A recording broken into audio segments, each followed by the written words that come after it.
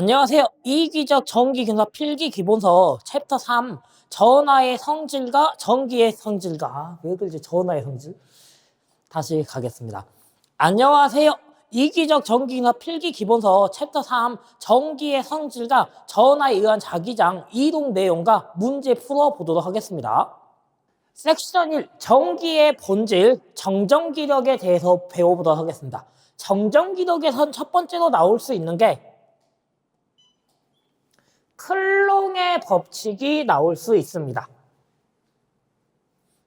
클롱의 법칙이 나올 수 있는데 이 클롱의 법칙은 무엇이냐? 전기력은 두 전하의 곱의 비례, 거리의 제곱의 반비례, 요게 바로 클롱의 법칙입니다. 전기력은 두 전하의 곱에 비례하고 거리의 제곱에 반비례한다. 여기서 전기력은 기호로 F로 사용할 수 있고요. 단위는 뉴턴으로 나타날 수 있습니다. 뉴턴으로 여러 개 나타낼 수 있고요. 그러면 이제 전기력에 대해서 배워야 하는데 전기력 F는 어떻게 구하냐? 전기력 F는 4 파이 입실론분의 1 곱하기 R의 제곱분의 두 전하기 때문에 Q1, Q2다. 요거로 전기력 F를 구할 수 있습니다. 그럼 지금 저희가 여기서 봤을 때 처음 보는 게 나옵니다. 4파이는 알아보겠는데 이 뒤에 나오는 입실론, 이 입실론이라는 거는 처음 보는데 이 입실론인가는 뒷장의 유전유리를 한번 보고 다시 앞장으로 넘어오는 걸로 하도록 하겠습니다. 그럼 먼저 뒷장 하나 넘어가 보면 2번에 유전율 넘어와서 이 유전율을 배우고 나서 그럼 다시 클롱의 법칙 넘어가겠습니다. 유전율은 뭐라고 되어 있냐면요. 유전율. 전기장이 얼마나 그 매질에 영향을 미치고 영향을 받는지를 나타내는 물리적 단위를 저희는 유전율이다라고 하고 있습니다. 근데 유전율은 방금처럼 기호로 뭘 쓰냐? 바로 이런 기호를 사용하고 있습니다. 우리는 얘를 입실론이다라고 읽고 있고요. 입실론이야라고 읽고 입실론의 단위는 뭐로 사용하냐면은 페럿 퍼 미터로 사용하고 있습니다. 페럿 퍼 미터. 요게 바로 유전율의 단위로 사용하고 있습니다. 그럼 이제 유전율이 무엇인지라고 보면은 유전율 입실론은 입실론 제로에다가 입실론 S를 곱하는 게 바로 유전율이에요. 입실론은 입실론 제로 곱하기 입실론 S, 입실론 제로, 입실론 S. 요걸 바로 유전율 입실론이라고 하는데 그럼 여기서 입실론 제로는 공기 중 유전율을 뜻합니다. 공기 중 유전율 입실론 제로와 비유전율 입실론 S로 이루어진 게 바로 유전율이야 라는 걸 알 수 있습니다. 비유전율 입실론 S로 이루어진 거. 요게 바로 유전율 입실론이라는 건데 그러면 공기 중 유전율 입실론 제로는 얼마의 값을 가지고 있냐면요. 8.855 곱하기 10의 마이너스 12승이라는 값을 가지고 있고 비유전율은 공기 중, 진공 중이라는 말이 들어가면은 무조건 1이야. 1이야 라고 외워주시면 됩니다. 공기 중, 진공 중이라는 말이 들어가면은 비유전율은 1이야고 공기 중, 진공 중이라는 말이 없으면은 비유전율도 얼마야 라고 주어질 겁니다. 그러면은 유전율은 입실론 제로와 입실론 S라 했으니까 8.855 곱하기 10의 마이너스 12승에 2를 곱해주는 거고요. 비유전율이 얼마다라고 주어지면은 그거를 얘에다가 곱해주는 게 바로 유전율 입실론이야 라는 거 기억을 해주셔야 됩니다. 그럼 이 바로 유전이라는 거 이제 배웠기 때문에 얘를 1번으로 돌아가서 클롱의 법칙에 적용을 해보도록 하겠습니다. 자, 그래서 우리 아까 클롱의 법칙이 전기력의 단위는 뉴턴이었고 기호는 F, 단위는 뉴턴으로 나온다라고 했었습니다. 그럼 이제 여기서 아까 전기력 F는 어떻게 구했냐? F는 4파이 입실론분의 1 곱하기 R의 제곱분의 Q1, Q2로 배운다고 했습니다. Q1, Q2로 요렇게 쓴다라고 했었는데 그럼 여기서 4파이 입실론분의 2를 한번 계산으로 해보자라는 거예요.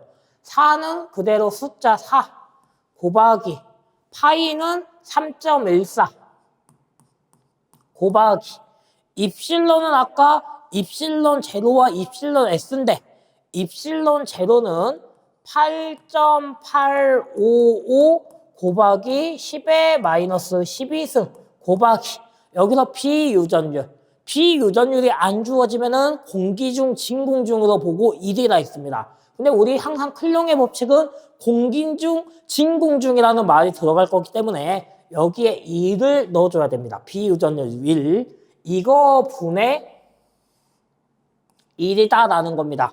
그러면 지금 이 4 곱하기 3.14 곱하기 8.85 곱하기 10의 마이너스 12승 곱하기 1분의 1 얘를 계산하면은 얼마의 값이 나오냐? 얘를 계산했을 때 얘는 바로 9 곱하기 10의 9승이야 이거로 바뀌게 되는 겁니다. 4파이 입실론분의 1을 계산했더니 얼마의 값이 나온다는 거예요? 9 곱하기 10의 9승이야 이 값으로 나오는 거예요. 그럼 여기에다가 곱하기 뭐 해주시면 돼요? R의 제곱분의 Q1, Q2를 해주는 거 역시 뭐예요? 아, 바로 전기력을 구하는 공식이구나 라고 알 수가 있고요. 그 다음에 이 9 곱하기 10의 9승은 변할까요? 안 변할까요? 우리가 유전율이 변해야지. 왜 4 곱하기 3.14는 절대 안 변하고 바뀌려면 이 유전율이 바뀌어야 되는데 공기 중, 진공 중이 나오면 유전율이 역시 바뀌어요? 안 바뀌어요? 비유전율이 1이니까 안 바뀌는 거예요. 그래서 얘는 절대로 9 곱하기 10의 9승이라는 숫자가 바뀌지 않아. 그래서 우리는 얘를 비례상수야 라고 해서 9 곱하기 10의 9승은 비례상수 K야. K 곱하기 R의 제곱분의 Q1, Q2야. 요렇게도 사용할 수 있다는 거 기억을 해 주시면 될 것 같습니다. 그러면 이제 3번으로 넘어가도록 하겠습니다. 자, 다음은 우리가 유전율은 앞에서 클롱의 법칙을 하면서 했기 때문에 이번에는 전기장의 세기, 전개의 세기로 넘어오도록 하겠습니다.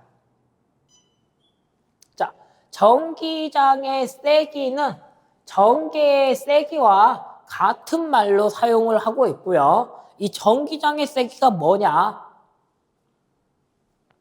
전기장 내에 전하를 놓았을 때 이 전하에 작용하는 힘의 크기를 단위 양전하 플러스 1쿠롱에 대한 힘의 크기로 환산한 것으로 전기장의 세기로 정한다라고 되어 있어요. 간단하게 전기장의 세기는 뭐냐면요. 제가 여기에다가 전하를 하나, 전기를 하나 이렇게 놨어요. 어떤 공간에. 근데 이 공간에서 얼만큼 떨어진 점에서의 전기의 힘과 여기서만큼의 떨어진 점에서의 전기의 힘이 당연히 똑같을까요? 다를까요? 다르겠죠. 저희 이렇게 생각해 본 거예요.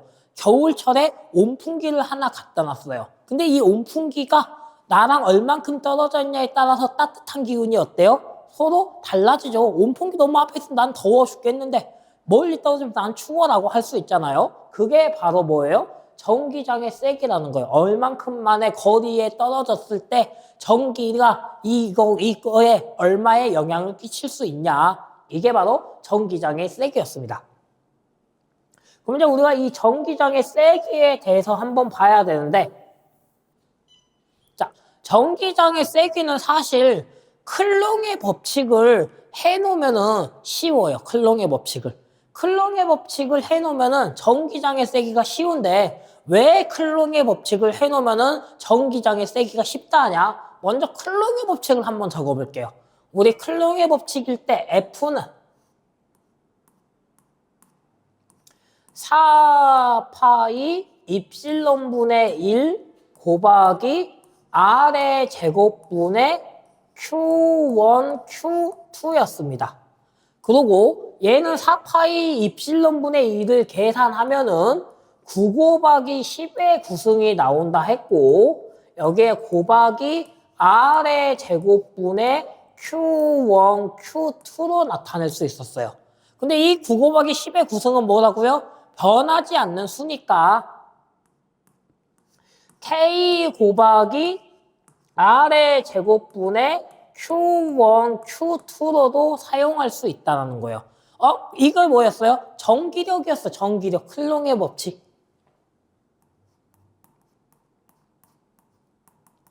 전기력을 나타낸 거였고요.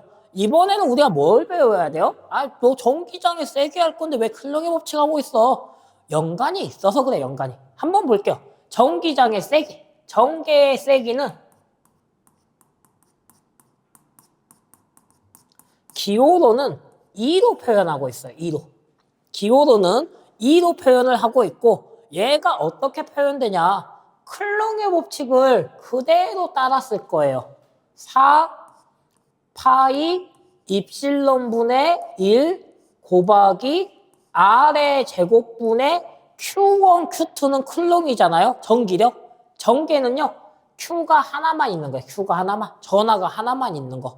그러면 이거는 4파이 입실론분의 1은 9 곱하기 10의 구승이라 했으니까 9 곱하기 10의 구승 곱하기 R의 제곱분의 Q 이게 될 거고요.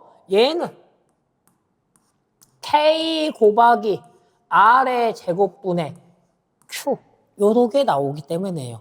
지금 보니까 뭐예요? 전기력과 전개의 세기가 유사성이 있죠. 뭐만 해주시면 돼요? 전개의 세기와 전기력의 차이는? F는 전개의 세기에다가 전하 하나만 곱해주면은 Q1, Q2가 되네. 그래서 F는 Q2 이것도 여기에서 파생돼서 나오는 거예요. 반대로 전개의 세기는 어떻게 구할 수 있어요? 전개의 세기는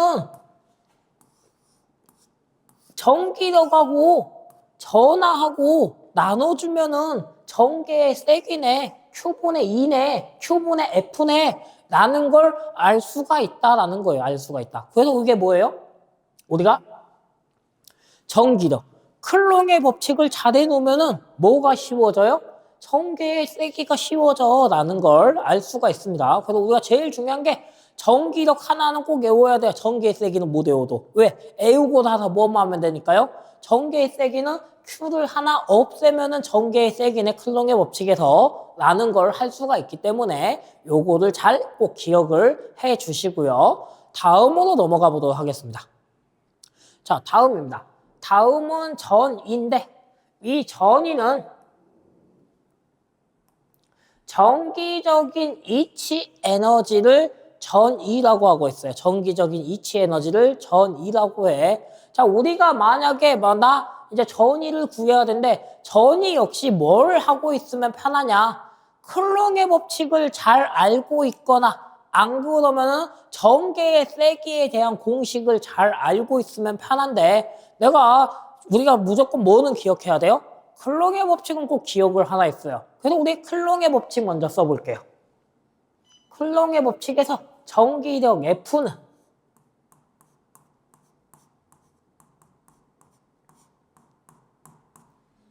4파이 입실론분의 1 곱하기 R의 제곱분의 Q1, Q2 뒤에는 안 쓰고 앞에만 쓰죠. 자, 두 번째로 우리 아까 뭐 했어요? 전개의 세기 했어요. 전개의 세기 2는 어떻게 구했어요? 전개의 세기 2는 4파이 입실론분의 1 곱하기 R의 제곱분에서 뭐 하나 없앤다고요? Q. 전하 하나를 없애라 했어요. 여기에 전하 하나를 없앤 Q였어요. 전기력과 전개의 세기 굉장히 유사하네 라는 건데 제가 이걸 쓰는 이유 전위도 유사해요. 전위도. 그러면 전위 부위는 어떻게 구하냐? 전위 부위를 보시면요. 전위 부위는 똑같이 기억이 안 나시면 클롱의 법칙을 그대로 갖다 써도 되고요. 내가 조금 기억을 하고 있어. 그러면 전개의 세기를 일단 그대로 갖다 써도 돼요. 그럼 한번 볼게요. 전위 부위는 4파이 입실론분의 1 곱하기 R의 제곱분의 Q1, Q2는 뭐였어요? 클롱의 전기력이었어요. 근데 나는 뭘 해야 돼요? 전위한다 했잖아요. 이 전위는 여기 내가 기억 안 나면 일단 클롱의 법칙 써놓는 거예요. 써놓고 나서 뭐 하는 거냐? 전위는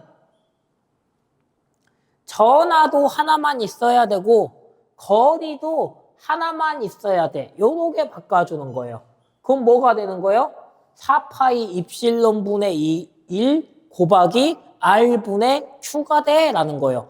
지금 그러면 이거 뭐예요? 전개의 세기에다가 R을 하나 했던 거랑 관계라는 거를 저희가 알 수 있죠. V는. 그래서 V는 전개의 세기에다가 거리를 하나 곱해주는 거네. 2R이네요. 왜? 거리 2에다가 거리 하나 곱해주면은 거리가 하나 제거되니까.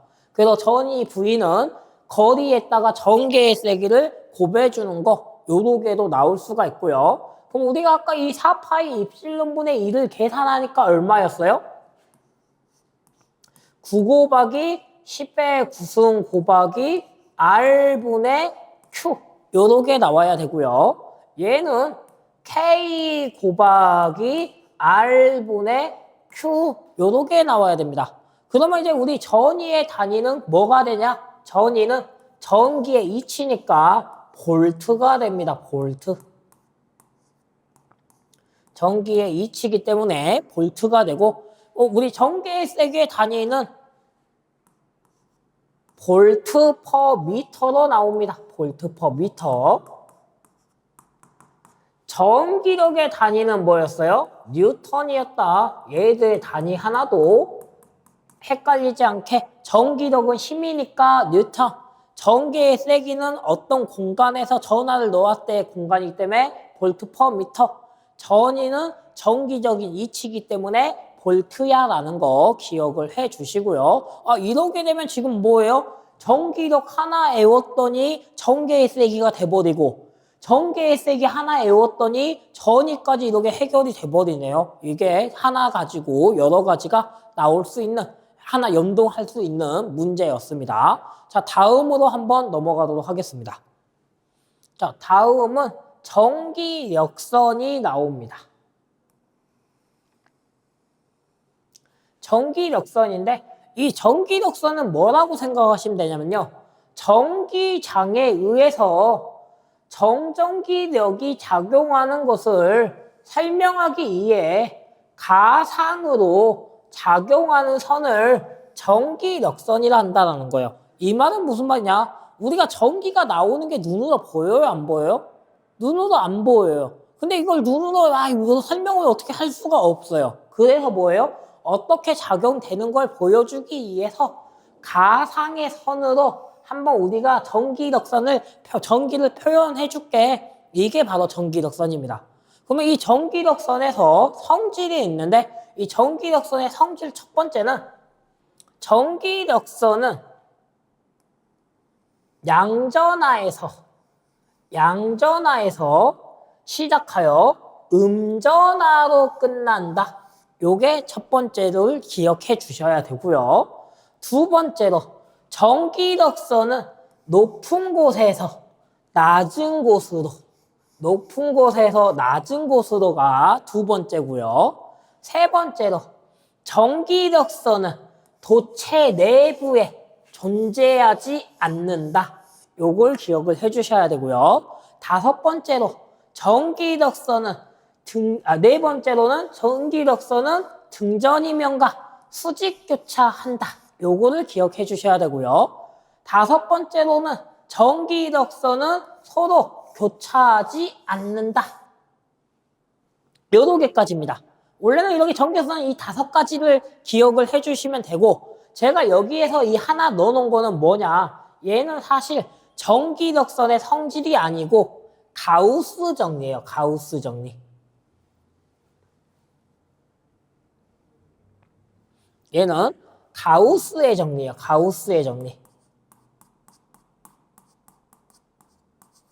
이 가우스의 정리가 뭐냐면요, 전기력선의 총 개수, 전기력이 총 나오는 개수를 나타내는 법칙이 가우스 정리예요. 근데 우리 어차피 이 전기력선의 성질이, 전기력선이 몇 개 나와? 이것도 성질이 될 수 있기 때문에 저는 여기에 넣어 놓은 거고, 그래서 전기력선의 총수는 입실론분의 Q개다예요. 입실론분의 Q개다. 전기력선이 몇 개 나오는 거는 유전율분에 전화를 하면은 몇 개 나와 라는 거를 알 수가 있는 거고, 단 공기 중이라는 말이 들어갈 때는 입실론 제로, 유전율이 유전율로 하면 안 되고 입실론으로 하면 안 되고 입실론 제로분의 Q개로 해야 된다라는 거 꼭 기억을 해 주십시오. 그럼 다시 한번 전기력선이 중요하기 때문에 잘 나와요. 왜? 말 갖고 장난질 치는 문제가 나오니까.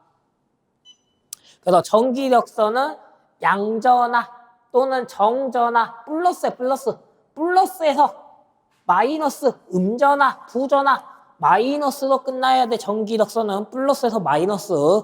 두 번째, 항상 높은 곳에서 낮은 곳으로 흐른다. 높은 곳에, 전기는 높은 곳에서 낮은 곳으로, 전기적인 이치가 높은 곳에서 낮은 곳으로 흘러. 이게 되고요. 세 번째, 내부 도체 안. 도체가 뭐였어요? 도체는 전기가 통하는 물질인데 그 안에는 전기가 있으면 안 된다는 거예요. 전기가. 도체 내부에는 전기력선이 존재하지 않아. 이게 세 번째고요. 네 번째는 등전이면과 수직교차한다라는 건데, 이 등전이면은 뭐냐면요, 같을 등이에요. 같은 등. 같은 면적에 있는 것끼리는 어떻게 한다는 거예요? 수직으로 교차해가지고 전기력선이 출입해야 돼 라는 게 등전이면이고요. 그 다음에 전기력선은 서로 자기와 자기 자신끼리는 교차하지 않는다라는 거, 요렇게 꼭 다섯 가지 기억을 해주시고요. 여기에다가 플러스 전기력선의 개수는 입실론분의 Q개다. 공기 중일 때는 입실론분의 제로다라는 거, 요거까지 꼭 기억을 해 주시면은 이렇게 전기력선의 성질에 대해서 알아보았습니다. 다음으로 넘어가 보도록 하겠습니다. 자, 다음은 전속 밀도입니다. 전속 밀도는요, 단위면을 지나는 전속이다라는 겁니다. 단위면을 지나는 전속이야. 전속은 전기의 속도예요. 근데 전기가 움직이는 건데 그 움직인 게 어느 공간에서 전기가 움직이는 거, 요게 바로 전속이라고 합니다. 근데 전속 밀도는 뭐예요? 어느 공간에서 전기가 움직이고 있는 거, 그게 바로 전속 밀도다라는 겁니다. 그럼 우리는 이 전속 밀도를 기호로 어떻게 표현하냐? 전속 밀도는 D로 표현하고 있어요. D로. 전속 밀도는 D로 표현을 하고 있고, 전속 밀도의 단위를 먼저 알면은 전속 밀도 공식이 쉽게 나와서 단위를 한번 살펴보면은, 전속 밀도의 단위는 클럼 퍼 제곱미터로 나오고 있어요. 클럼 퍼 제곱미터.